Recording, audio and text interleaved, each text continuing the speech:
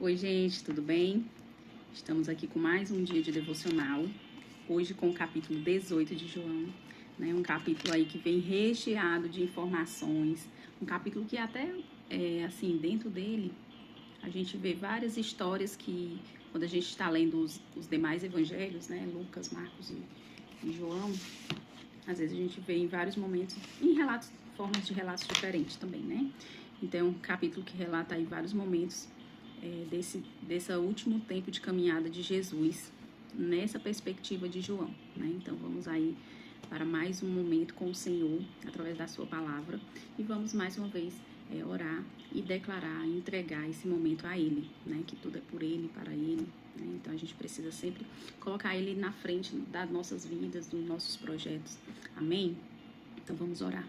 Pai, eu te agradeço, Senhor, por mais um dia de vida, por mais uma oportunidade, que o Senhor venha contemplar, Jesus, os nossos corações, a nossa mente, né, o nosso entendimento, para que o Teu Espírito Santo venha conduzir esse momento, venha conduzir no discernimento da Tua palavra e venha nos orientar, Jesus, conforme a Tua vontade, que o Senhor venha falar aos nossos corações e venha encher cada dia mais a nossa vida do Teu amor, da Tua palavra, da Tua bondade e que o Espírito Santo de Deus esteja conosco do início ao fim. Nós consagramos a Ti, Senhor, e que em nome de Jesus, a todo momento, o Teu nome seja declarado em todas as palavras desse lugar e desse devocional. Amém? Então vamos lá, vamos caminhar mais um dia aí com o João, aprendendo mais de Jesus e sobre o que Jesus passou durante a temporada dele aqui, né? Vamos lá começar a leitura, capítulo 18.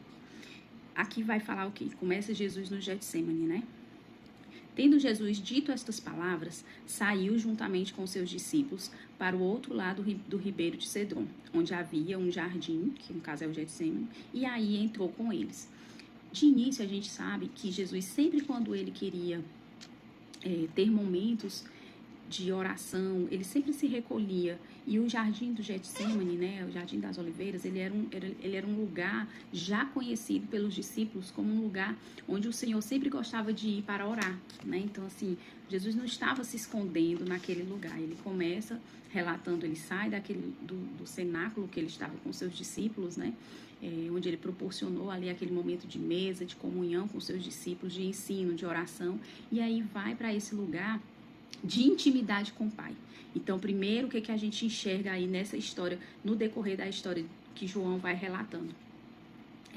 O Senhor, ele faz aquele movimento público, aí depois ele se recolhe da multidão e vai viver apenas ali uma etapa da vida dele, um momento de comunhão apenas com seus discípulos. Aí é onde ele começa a ensiná-los, prepará-los e encaminhá-los para os propósitos que iam vir a partir da morte de Jesus, né? A partir da ressuscitação e a partir do caminhar dos seus discípulos sozinhos, não mais com Jesus aqui na terra. E aí, nesse terceiro momento, o primeiro momento foi um momento público, né? E aí ele vai lá e se recolhe para viver esse segundo momento apenas com seus discípulos. E aqui é um terceiro momento onde Jesus ele quer ter uma intimidade com o Pai. Ele quer ter o seu momento apenas com o Pai, né? Então ele vai e se recolhe para esse lugar. Quando a gente vai ler esse capítulo de João, até eu estudando aqui o que a gente enxerga, né? É um capítulo que ele vai relatar vários momentos. Ele começa aqui com Jesus no Getsemane, né? É como se fosse assim, Jesus ele tá indo do Getsemane ao Calvário, né? Inicia aqui o processo aqui de finalização da caminhada de Jesus, início das dores ali, né? Do sofrimento do Calvário de Jesus, né? Aqui a gente vê ele sendo entregue pelo traidor, né? Judas verdadeiramente consumando a traição. A gente vê Pedro negar Jesus, a gente vê Jesus ser interrogado pelo sumo sacerdote, por Pilatos, né? A gente vê Jesus sendo esbofeteado, a gente enxerga ele sendo negado, sendo traído, sendo rejeitado pelo seu povo judeu, né? Sendo trocado. Teve a oportunidade de ser salvo, né? Mas foi trocado por Barrabás, né? E ele sendo desacreditado, descredibilizado. Então a gente começa essa história onde nós vamos caminhar, né? Em um capítulo só, a gente consegue enxergar vários momentos de Jesus, né? E aí ele começa nessa palavra indo para esse momento de oração. Aí ele fala no versículo 2. E Judas, o traidor, também conhecia aquele lugar, porque Jesus ali estivera muitas vezes com seus discípulos. Tendo, pois, Judas recebido a escolta e dos principais sacerdotes e dos fariseus alguns guardas, chegou a este lugar com lanternas, tochas e armas. E aí muitas pessoas podem pensar assim, Jesus foi se esconder porque sabia que ia ser morto. Não, Jesus sabia e ele foi para o lugar onde ele sempre estava, né? Então Jesus em nenhum momento ele perdeu o controle da situação, pelo contrário. Ele não estava se escondendo, ele estava caminhando, né, para o cumprimento de toda a palavra de Deus, de todas as profecias que foram lançadas lá no Antigo Testamento, lá no profeta Isaías, em alguns salmos, né? Então, assim, a todo momento, Jesus, ele caminha verdadeiramente para o alvo. Ele poderia ter ido para qualquer um lugar, mas ele foi para um lugar, lembrando que quando Jesus saiu do cenáculo, agora, por último, com seus discípulos, Judas já tinha saído antes. Lembra que lá no capítulo, eu não lembro qual mas nos anteriores, Judas saiu, se despediu de Jesus e Jesus disse, vá lá e faça o que tem que ser feito. Então Jesus já não está, Judas não estava mais com Jesus e os demais discípulos no momento que Jesus sai do cenáculo. Então ele não sabia, mas ele já tinha a experiência de 3 anos caminhando com Jesus. Ele sabia onde Jesus poderia estar. Então Jesus foi para o mesmo lugar de sempre, né? Orar no mesmo lugar. E aí ele fala que ele, nesse momento, Judas já sabia onde Jesus estava, tinha uma noção e levou com eles, guardas, né, os fariseus, os sacerdotes mandaram, e também levou o quê? Lanternas, tochas e armas, né, como se verdadeiramente fosse prender um prisioneiro, né? Sabendo, pois, Jesus todas as coisas que sobre ele haviam de vir, adiantou-se e perguntou-lhe, a quem buscais? Jesus já sabia o que ia acontecer, então ele não perguntou, ele não esperou aqueles homens prenderem ele ou falar alguma coisa. Ele mesmo perguntou, a quem buscais? Aí responderam-lhe, a Jesus, o Nazareno. Então Jesus lhe disse, sou eu. Ora, Judas, o traidor, estava também com eles. Quando, pois, Jesus lhe disse, sou eu, recuaram e caíram por terra. E aí, gente, a gente vê o lançar de uma unção, né, saindo da boca do Senhor, que foi tão forte, que ele só disse, sou eu. E aqueles homens caíram, né? Jesus não falou nada para derrubar eles, não.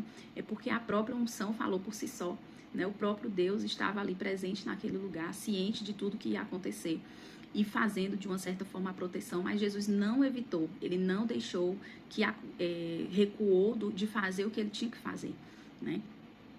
Jesus de novo lhes perguntou, a quem buscais? Responderam, a Jesus, o Nazareno. Então lhes disse Jesus, já vos declarei que sou eu. Se é a mim, pois se é a mim que buscais, deixai ir estes. Para se cumprir a palavra que disseram, não perdi nenhum dos meus que me deste. Que Jesus fala lá na palavra quando ele estava orando pelos seus discípulos, né? E em outros momentos atrás, aqui na palavra de João, Jesus fala que não perdeu nenhum, a não ser aquele, né, que era o filho do diabo, que era Judas, que iria trair, porque já estava escrito que um deles iria trair, né, mas que os demais outros não iriam se perder. Então Simão Pedro puxou da espada que trazia e feriu o servo do sumo sacerdote, cortando-lhe a orelha direita, e o nome do servo era Malco. Mas Jesus disse a Pedro, mete a espada na bainha, não beberei porventura o cálice que o meu pai me deu? E aí o que Jesus está falando aqui? Olha, eu vim para cumprir isso aqui.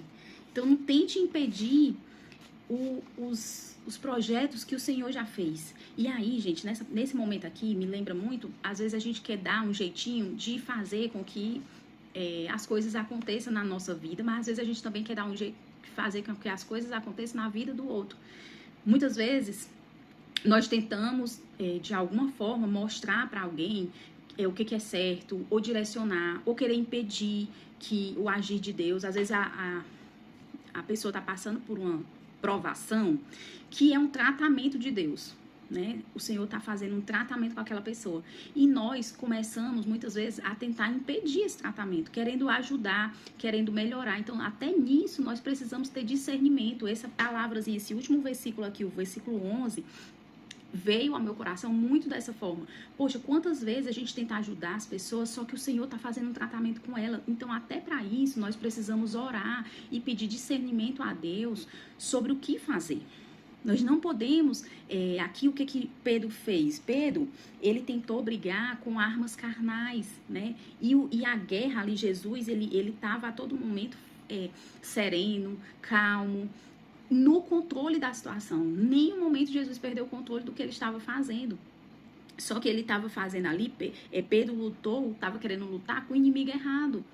E os inimigos não eram aqueles que vieram prender ele, mas sim todo o diabo que estava por trás tentando conduzir toda aquela situação, né? E aí, muitas vezes, nós acabamos deixando, impedindo o cumprimento de uma promessa, de um propósito de Deus na vida de alguém, porque a gente quer dar o nosso jeito. Ou até mesmo na nossa vida, né? Às vezes nós estamos passando por uma situação em que o Senhor está trabalhando em nós. Muitas vezes trabalhando paciência, trabalhando renovação de caráter, mudança, né? Enfim, preparação para algo que o Senhor vai fazer na nossa vida. E nós queremos mudar a situação, né? E não nos permitimos. Então, em tudo, a gente precisa muito orar, ler a palavra, orar, mas pedir discernimento a Deus. Senhor, o Senhor quer que eu verdadeiramente ajude essa pessoa? Eu sei o que ela pode fazer, eu sei como direcionar, mas é o que o Senhor quer para essa pessoa? O Senhor está trabalhando? Porque o Senhor responde, o Senhor nos direciona, o Espírito Santo, ele nos inquieta quando a gente não deve colocar a mão no lugar errado, na hora errada. Amém? Então, vamos ter discernimento também nessa palavra, né? E aí, o que Jesus mostra até aqui? Né, que o Senhor, ele tem esse lugar de oração, né? O Senhor, ele se afastou, sim, dessa multidão para ficar a sós com o discípulo e depois a sós com Deus. Então, é esse movimento que Jesus faz, que muitas vezes nós também precisamos aprender, que vai ter momentos do congregar, de nós estarmos em comunhão com os irmãos. Vai ter momentos que nós vamos estar com aqueles que são mais íntimos, que contemplam mais da nossa vida, que estão mais próximos do nosso coração. Mas também vai ter um momento que nós precisamos estar somente a sós com Deus, né? E nós precisamos viver isso diariamente, esse a sós com Deus. E aí, nós vemos também um momento ali que o Senhor faz de ministrar no particular para os seus discípulos, né, que a gente vê lá nos capítulos anteriores, e aí agora ele tem esse momento, ele já ministrou e vai viver esse momento só ele e Deus, né? É um ministério particular com os discípulos, mas também é um ministério dele que nada mudou, não é porque um discípulo traiu ele que ele vai deixar de cumprir aquilo que ele veio, né? E aqui a gente vê que começa assim todo esse processo de Jesus viver esse momento de redenção, né? esse movimento para realmente a redenção, em cumprimento com as palavras dos profetas, que já foram lançados antigamente, né? no Antigo Testamento.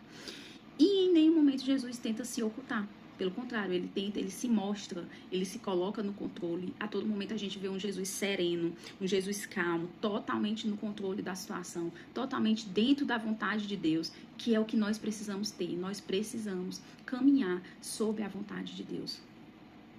A gente precisa caminhar dentro daquilo que o Senhor já determinou para a nossa vida. Porque quando nós entramos nesse lugar, a nossa vida a gente consegue ter mais controle. Então, a gente não se desesperar diante das tribulações. Não. Olha o que Jesus sabia, tudo que ia acontecer. Quando a gente lê João, em comparação aos demais evangelhos, né? O que a gente vê? No primeiro capítulo até a gente fez um relato, né? Que o João, ele tenta mostrar Jesus como Deus, como uma divindade. Então, nesse momento aqui, em nenhum momento desse capítulo, ele mostra as angústias de Jesus. Ele não mostra aquele momento de derramamento de sangue lá no Getsemane, né? Quando Jesus, ele chora, quando Jesus, ele começa a suar sangue em clamor ali a Deus por tudo que ia acontecer em sofrimento, em angústia. Como se João não quisesse mostrar a fraqueza, né? Um momento ali de fraqueza, enfim, de derramamento, mas que não é uma fraqueza ruim, pelo contrário, é a entrega total.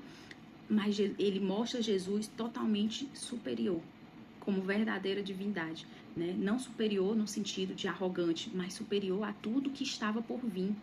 Ele sabia que ele iria cumprir, mas ele era acima do cumprimento. né? Porque ele veio para isso. Então é quando eu vou fazer algo e por mais que eu tenha dificuldade, eu estou acima desse algo. Então não vai ser esse algo que vai me barrar, sabe? Então é muito isso, esse Jesus acima, superior a esses inimigos.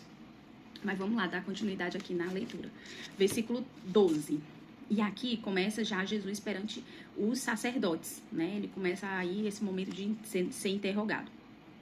Assim, a escolta, o comandante e os guardas dos judeus prenderam Jesus e o conduziram primeiramente a Anás, pois era sogro de Caifás. E aí lembra que o Caifás foi aquele lá que falou que iria morrer um homem, né, como salvador dos judeus, né?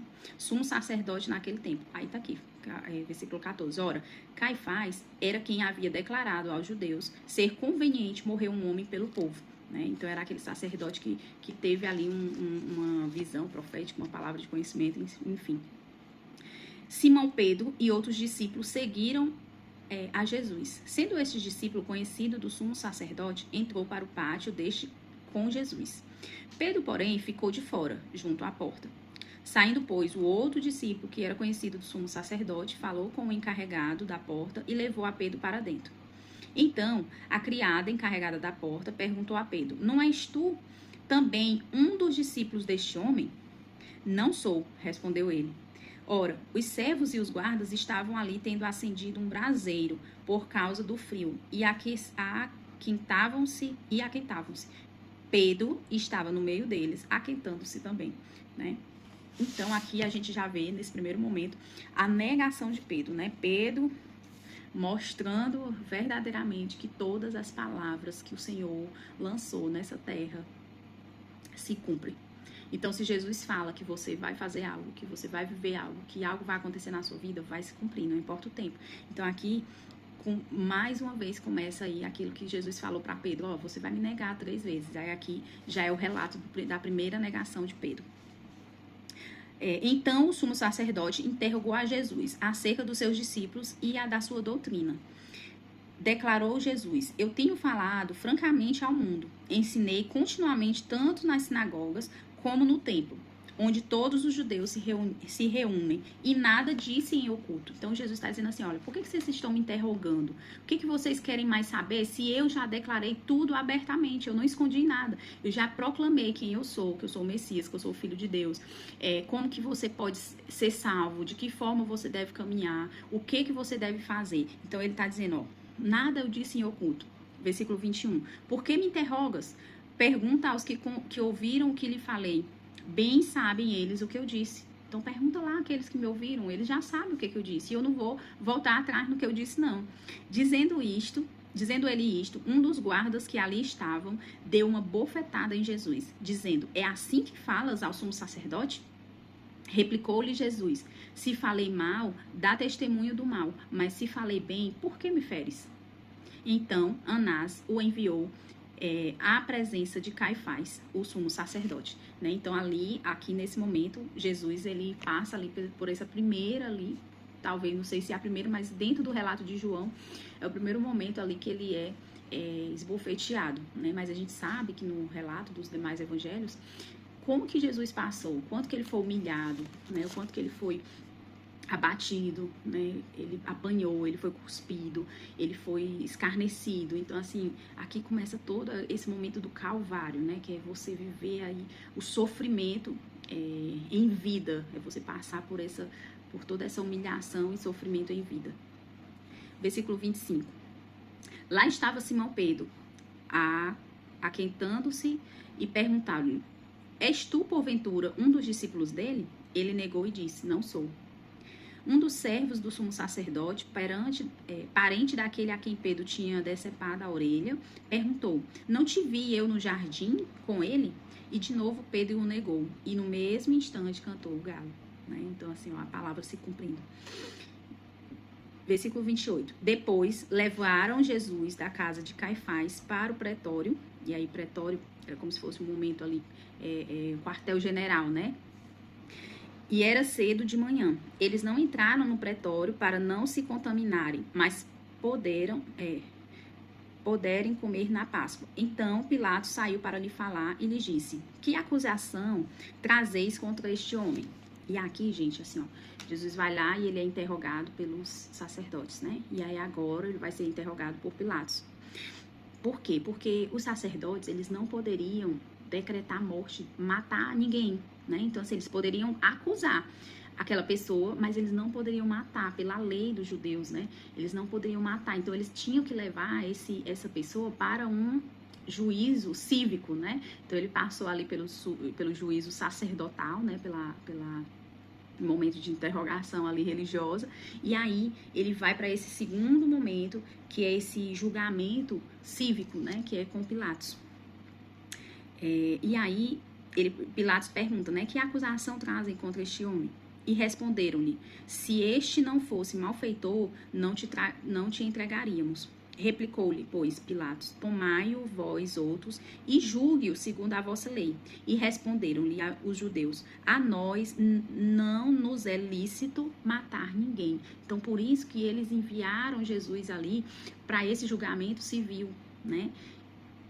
Para que eles pudessem cumprir aquilo que eles queriam há tanto tempo, que eles queriam matar Jesus já fazia um tempo, né? Que eles estavam incomodados, então eles precisavam de Pilatos nesse processo. Aí, versículo 32, para que se cumprisse a palavra de Jesus, significando o modo por que havia de morrer, que aí vai estar lá em João, ele começa a falar de como que ele iria morrer, né? Então, assim, para se cumprir verdadeiramente aquelas palavras que Jesus já tinha falado lá atrás. Tomou Pilatos a entrar no pretório, chamou a Jesus e perguntou-lhe, és tu o rei dos judeus? E respondeu Jesus, vem de ti mesmo esta pergunta, ou te disseram outros a meu respeito? Respondeu Jesus, replicou Pilato, porventura sou judeu? A tua própria gente e os principais sacerdotes é que te entregaram a mim. Que fizeste? E respondeu Jesus, o meu reino não é deste mundo. Se o meu reino fosse deste mundo, os meus ministros se empenhariam por mim, para que não fosse eu entregue aos judeus. Mas agora o meu reino não é daqui, né? Então o que ele está dizendo? Que ele não é o rei, ele é o rei sim do povo de Deus, mas ele não é dessa terra. O reinado dele é no céu, não é aqui, né? Por que ele fala isso? Qual era a intenção que, assim, dentro do que a gente, dos estudos, o que a gente enxerga? Os inimigos ali que estavam contra Jesus, eles viam Jesus como um malfeitor, como um blasfemo, né? Como um impostor, né? Eles tinham essa concepção de Jesus. Os discípulos, eles tinham Jesus como Messias, como Filho de Deus, mas era como se fosse um Messias político, né? E muitos também dos judeus que buscavam, que esperavam a vinda do Messias, eles também esperavam esse Messias político, que seria um homem que reinaria sobre eles, mas que para trazer a eles privilégios, para dar o melhor na terra, né? E a gente sabe que Deus, ele tem o melhor para a gente, mas o papel do Senhor não é para que nós tenhamos apenas o melhor aqui na terra, mas pelo contrário, o nosso alvo, ele é o céu, não é a terra. E o que eles viam, o que eles queriam era isso, era que tivesse um rei aqui que possibilitasse tudo para eles. Lembra que naqueles momentos da multiplicação dos pães, que o pessoal seguia Jesus, por quê? Porque era a necessidade imediata, eles queriam esse suprimento imediato. Um Messias que suprisse as necessidades básicas e imediatas dele e que desse honra para eles, né? A intenção tudo carnal. E aqui ele fala, o meu reino não é nessa terra, meu reino é no céu, né? Versículo 37. Então lhe disse Pilatos, logo tu és rei? Respondeu Jesus, tu dizes que sou rei. Eu para isso nasci e para isso vim ao mundo, a fim de dar testemunho da verdade. Todo aquele que é da verdade ouve a minha voz. Perguntou-lhe Pilatos, que é a verdade? Tendo dito isto, voltou aos judeus e lhe disse, eu não acho nele crime algum. É costume entre vós que eu vos solte alguém por ocasião da Páscoa. Querei, pois, que eu vos solte o rei dos judeus? Então gritaram todos novamente, não este, mas Barrabás. Ora, Barrabás era um salteador. Amém? Até aqui, ó, capítulo 40, finalizamos versículo 40, finalizamos esse capítulo. Aí, o que tem mais, assim, pra gente pontuar desse capítulo? O que a gente vê? Essa questão final aqui, que Jesus aponta para Pilatos. Pilatos estava interrogando Jesus. Em nenhum momento Jesus responde Pilatos. A gente vê Jesus falando, mas Jesus não está respondendo a pergunta dele. você é o rei dos judeus? Jesus não diz assim, sim ou não. Ele diz assim, ó, tu que o dizes, né? Então, e aí no final ele diz, ó, eu vim para isso com o testemunho da verdade. Todo aquele que é da verdade ouve a minha voz. E para você ver que Jesus, muitas vezes, ele nos ensina aqui, que muitas vezes o silêncio, ele é mais eloquente. Ele fala muito mais do que muitas palavras. Então, as poucas palavras que Jesus falou, que não foi respondendo às perguntas de Pilatos, mas sim se posicionando, fez com que o coração de Pilatos entendesse que Jesus ele era inocente. Né? Ele não falou nada, ó, eu sou inocente, ele não disse nada, mas ele entendeu a partir desse silêncio de Jesus que ele era inocente. Né? Então que a gente aprenda com Jesus também, que muitas vezes a gente precisa calar a nossa voz e deixar que o Espírito Santo ele testemunhe a nosso favor, para que o Senhor conduza a nossa vida na verdade, porque a verdade ela vem à tona. E assim, o maior testemunho da nossa verdade, da nossa vida, do nosso coração, chama-se Espírito Santo. Ele conhece os nossos pensamentos, nosso coração, a nossa vida. Então, cabe a ele realmente testemunhar sobre nós, que foi aqui o que Jesus, assim, o silêncio de Jesus, de uma certa forma, incomodou o coração de Pilatos. Né? Não estou dizendo que Pilatos foi uma pessoa maravilhosa, não, mas que aqui a gente vê que ele tentou, né, não condenar Jesus e salvar ali Jesus nesse momento. Né? E por fim, acho que a gente já pontuou muitas coisas. Então, o Senhor, ele teve aí essa sentença em duas instâncias, né? Na instância religiosa, os sacerdotes se interrogaram e sentenciaram ele à morte. E aí foi para essa instância política e teve também como sentença à morte também, né? Mas nada, lembrando, nada saiu do controle de Jesus. Tudo dentro do controle dele, da vontade dele e do cumprimento daquilo que o Senhor veio nessa terra para fazer. Amém? Então que o Senhor, ele possa conduzir a nossa vida dessa forma, que independente das tempestades, das dificuldades, das situações que nós iremos viver, que nós possamos viver conduzidos pelo Espírito Santo, para que se cumpra todos os projetos que o Senhor já determinou na nossa vida. Amém? Pois que Deus abençoe e até amanhã com mais um devocional. Tchau, tchau.